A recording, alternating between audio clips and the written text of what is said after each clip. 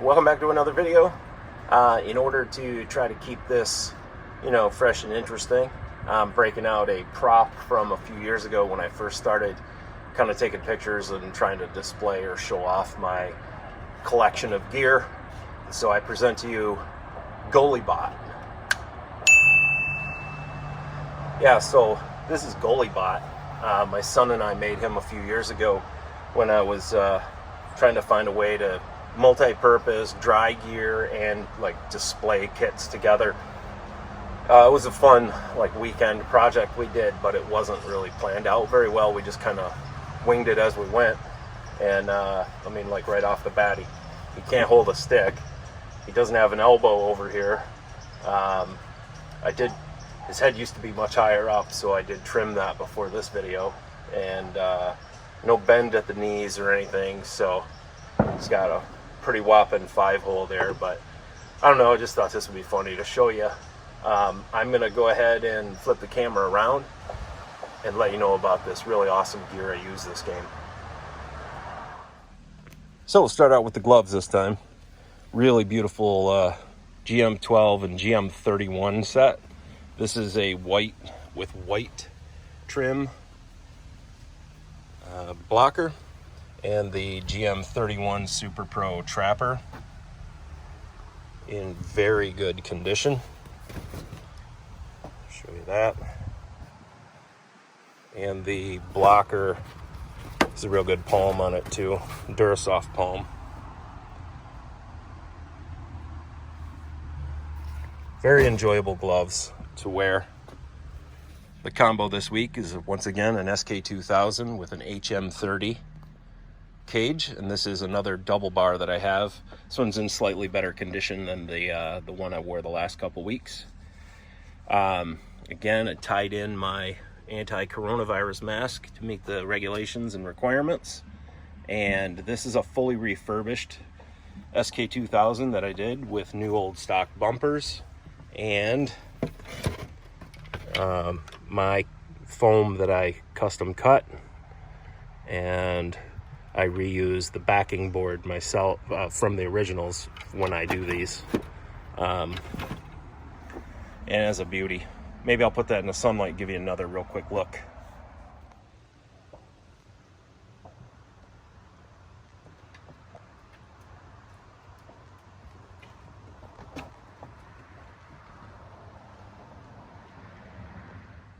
Knee pads this week, Cooper GP2s again.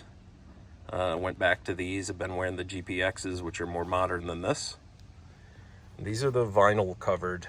I believe the GP1 was more of a fabric covering on the thigh. These would take a beating, but they're great knee pads. Leg pads this week. These really awesome GP59 XL pads. I made this decision at the last minute. Well, I made this decision but didn't get started on them until last minute. I picked these up over the coronavirus downtime and hadn't really done anything. I put them on a shelf, and that's where they sat for a while until Friday. So I got them out, gave them a good cleaning. They were really not white in that white section. They were really dirty. When I did that, I discovered all of the straps were dry rotted, so I pulled all the straps, rounded up some replacement straps out of my inventory, restrapped all of them, and then built new toe buckles and new toe straps as well. Though I did use the original buckles on here, but I did cut and punch and rivet new leather strapping for those.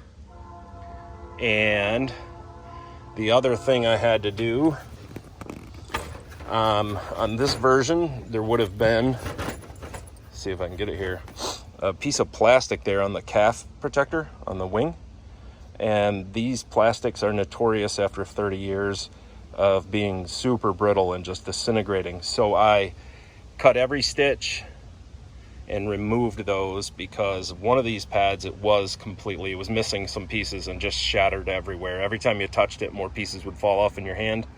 So I removed those, one on each pad.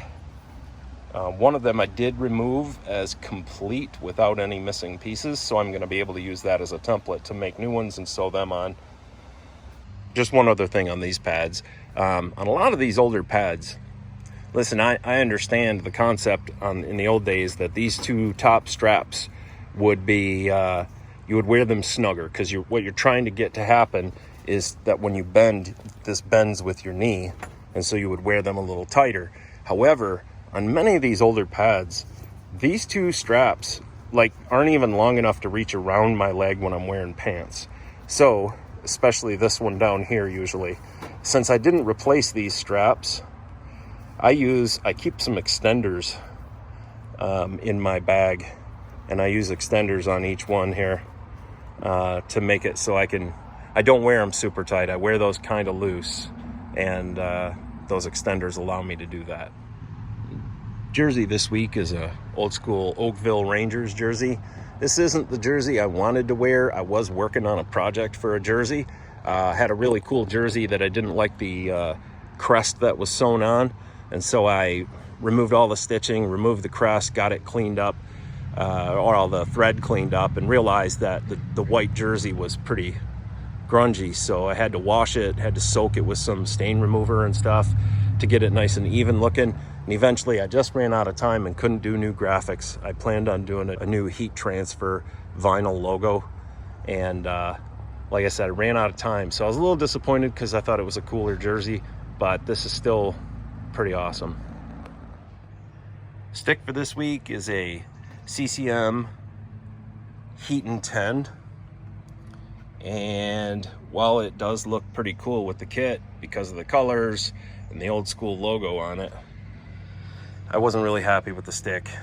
This is one of those weird ones with a notch cut out. I feel like when I hold it and am conscious of the notch, that I make the paddle too short, and I don't think I'll be using this stick again for the foreseeable future. I'm just never really happy with how it feels, and I always forget that. Maybe I have to come up with a tagging system so I know when there's something I don't necessarily like to use. And this week we'll wrap up with these ridiculously awesome early 80s Wilson brand pants. Again, another pickup from coronavirus downtime. On Instagram I showed the cleaning of these brass buttons, and these pants have a lot of buttons. So you got 5 there, 5 there,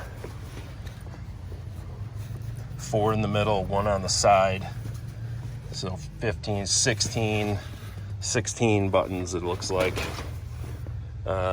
And they did come to me with a pair of Cooper, vintage Cooper senior 54-inch suspenders, which is pretty awesome. Overall, these pants are in really good shape. I was really happy to get these. They fit nicely too. Well, there you have it. That was the gear for this week. Here's Goaliebot without any gear on him. He has a pin for each arm, so I can remove those to put a chest protector on. I can slide the arm through the chesty, and a pin at each hip, so I can pull the torso off and put a pair of pants on him. Rectangular base with some angles to stop him from tipping over. Yeah, it was a goofy little fun project we did a few years ago. We added these extra little spots here like fingers so the gloves would stay on without falling off. It does work really well for drying gear, especially when the weather gets a lot colder and I have to dry the stuff downstairs by the dehumidifier, so I can put it all on this thing and just drape it on. I don't go through the added time of taking it all apart to do.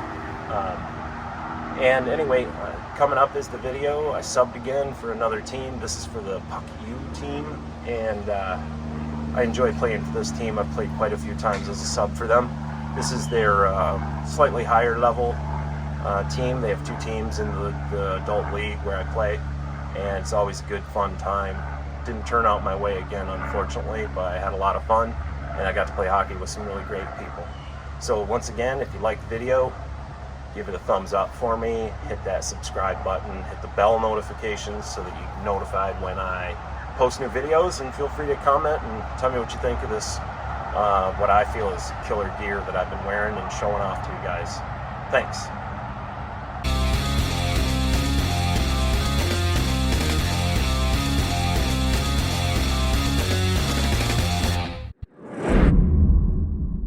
Or something.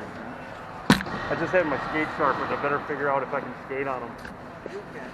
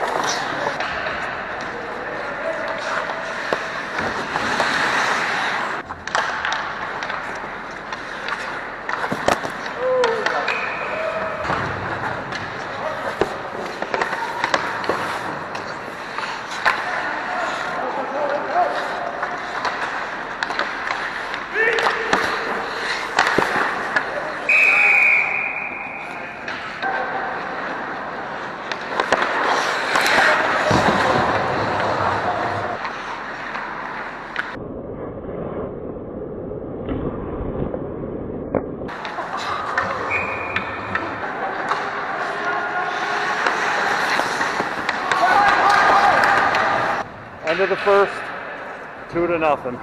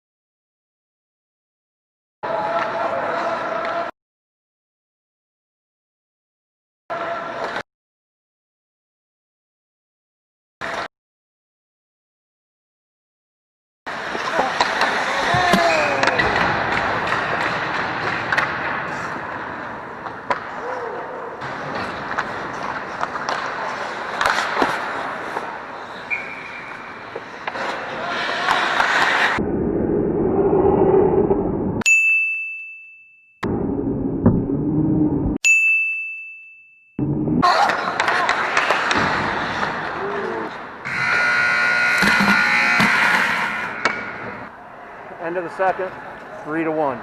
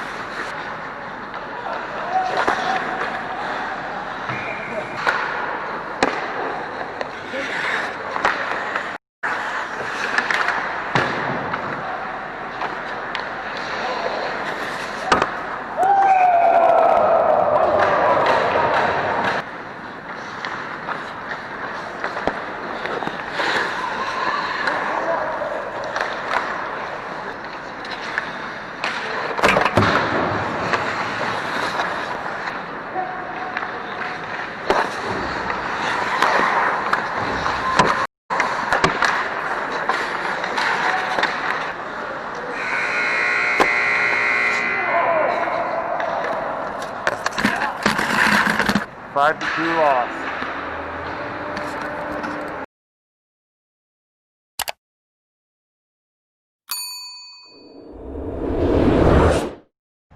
Welcome back to another video. I've got a goofy dog walking around behind me that I need to shoo out of there.